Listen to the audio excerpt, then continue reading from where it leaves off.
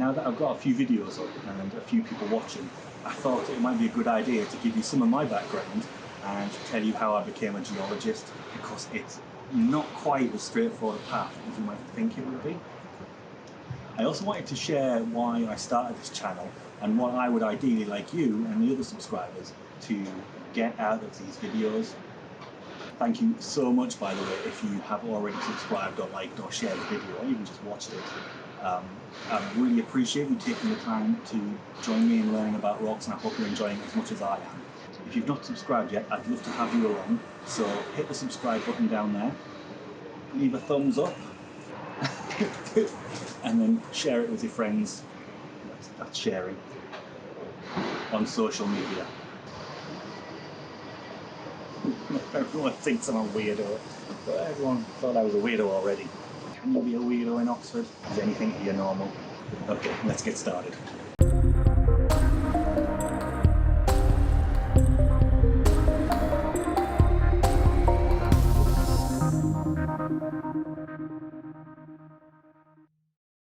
Hi, my name is Brooke and I'm a geologist, and this channel is all about sharing my passion for geology and earth sciences with you and teaching you different ways that you can interpret the rocks and the fossils and the landscape that's around you to understand the absolutely incredible history of this planet that we live on. So I haven't been a geologist my whole life, so I'll tell you a little bit about how I got here, not just in this storage cupboard in the dark. So I was born and grew up in a town called Middlesbrough in the northeast of England, up on the northeast coast. And growing up in Middlesbrough was pretty lucky because on the coast we had a sequence of beautiful Jurassic rocks that were full of all kinds of marine fossils from the early Jurassic, like ammonites, belemnites, corals, crinoids, marine reptiles. And in the hills we had some middle Jurassic sandstones that are full of fantastic dinosaur footprints, pterodactyl traces, horseshoe crab traces, crocodile footprints, and tropical plant fossils. And I was just always super fascinated by them. I wanted to know where these creatures had gone and why their world had changed so much. So that's pretty much how I spent all of my spare time, was looking for fossils and rocks. And it wasn't just fossils and rocks, it was space and bugs and insects and deep sea creatures, anything cool and weird about the earth. I was into all of it, and I was all set to grow up to become a geologist or some other kind of scientist. And everything was fine up until I went to secondary school, which is, I guess, known as high school in other countries. Things kind of went downhill from there. I absolutely hated secondary school, and the school had zero interest in helping me or other people get where they wanted to be. 5 years of being told I was lazy and stupid, that people like me don't go to university and don't become scientists. After 5 years of failing no matter how hard I tried and not getting help no matter how much I asked, I left school with no qualifications. I tried to retake my exams, but somehow managed to do even worse, if you can believe that. And after that I kind of gave up on becoming a geologist and went out and just looked for whatever jobs I could find. I've actually done all kinds of jobs over the years. I used to work in a crisp factory, and that's potato chips for those outside the UK. I've worked in bars, in restaurants, washing dishes, in warehouses, in all kinds of shops and supermarkets, in gig venues, in all kinds of offices, and eventually I settled into call centre work and then moved from the front end answering the phones into administration. Car and home insurance and office administration and customer service administration weren't as interesting to me as geology and earth sciences, so I ended up being quite bored quite quickly. I still used to look at rocks and fossils in my spare time, going to the beach and going for walks in the hills, but the fact that I knew I would never be able to take it further just made me really, really sad and depressed, and in the end I even gave up on doing kind of recreational rock and fossil collecting. So one day in the pub, while watching the weekend melt away and counting down the seconds to going back to work, some friends convinced me to look into getting a degree online as a distance learner, because I couldn't afford to just quit a job and go back to university like you would do normally when you're 18. So by this point I was in my late 20s or early 30s. I had a look online, and then I found a geology course offered by Birkbeck College, which is part of the University of London, that I could do as a distance learner in part-time as well. I really enjoyed it, and very, very quickly remembered how much I absolutely loved geology and rocks. I still kind of really struggled with the work though, even though I was giving it 100%, and I really, really loved it. But my advisors also noticed this, and Birkbeck recognised that there was something a little bit more going on than me not putting any effort in, because I was giving 110%.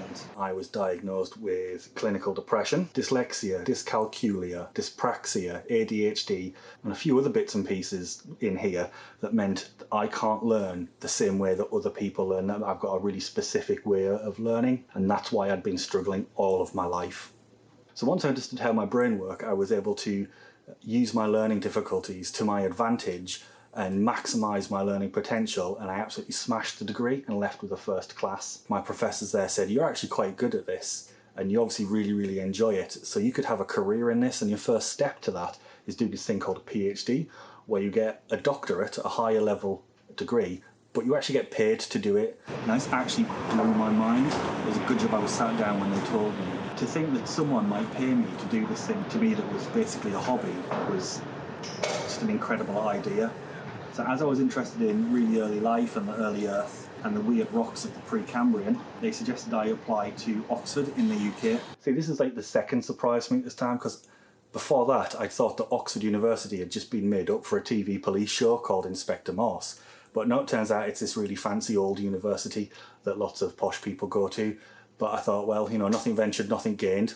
So I applied for 11 PhDs and I got one interview out of all those 11 applications, and that was for Oxford. So I went to the interview and it went really well, and I felt like I was in a good chance, and I had a look around Oxford, and then a week later I got an email saying I'd been declined. So, you know, that was a bit of a bummer. They did say that they were putting me on the waiting list, and to be honest I was like, yeah, okay, waiting list.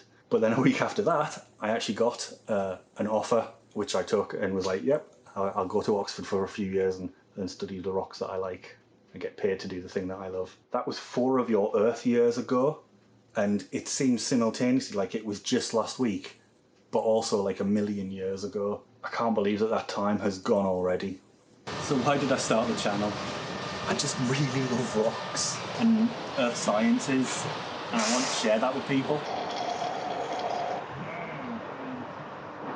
The power of the bean compels me. This is the kind of resource I would have loved to have when I was a student and before I was a student, so I'm kind of like making it for the younger version of myself, and for all of those students out there that want extra bit of knowledge, and then just for the regular people who are doing this as a hobby. So those people who do geology and fossil collecting as a hobby that just want to learn a little bit more. There are also aspects of earth sciences like microscopes and the advanced technology that we use that are out of the reach for most folks, and I wanted to share those as well.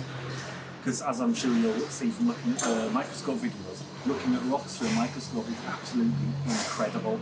I also want to share the fact that scientists are just regular people. The media, especially at the moment, portrays us as these elitist snobs who are out of touch with reality, almost as bad as politicians, but we're not like that. We're all just regular people. We're just super interested in a specific part of how the universe works, and that might be how rocks are formed, how the Earth works over millions of years. It might be about space, it might be about how the common cold works. We're just really interested in this one specific bit. And that's all I am. I'm just really fascinated by how the planet works. I'm not particularly clever, so I struggle with maths. I don't even have basic maths qualifications. Sometimes forget how to tie my shoelaces. I get left and right mixed up all of the time. And I still struggle with things like clocks that have hands instead of digital numbers. I'm just really super curious, and that's all you need to be a scientist. If I can be a scientist and be successful at it, then anyone can. Looking back on it, maybe I've always been a geologist or some kind of scientist, even when I was answering phones or making crisps. But it's just that now I actually get paid to do the thing I've always loved. And that's the final thing I hope you get from this channel. I hope you'll come to see and understand why I love geology and earth science so much. And maybe you'll come to love it that much as well and decide to share it with other people. It has become my day job. I still do it a little bit on the side as a hobby though, you know. I've got other hobbies though. I'm a well-rounded human, mostly. That's a lot of talking from me. So I've got more rocks to lick and more work to get on with. So I'm gonna head off now. I'd really super appreciate it if you subscribed, gave me a thumbs up, and then shared the video with your friends on your social media. Let people know why it's cool and why you're sharing it and why they should watch it too. In the meantime, let me know in the comments below if you've got any rocks you want to talk about, any topics you want to talk about, could be about cool rocks and fossils and stuff that you've seen. Any burning questions you have about earth sciences or about university, you can stick them in the comments below. Until the next time, take care, see you later, bye bye.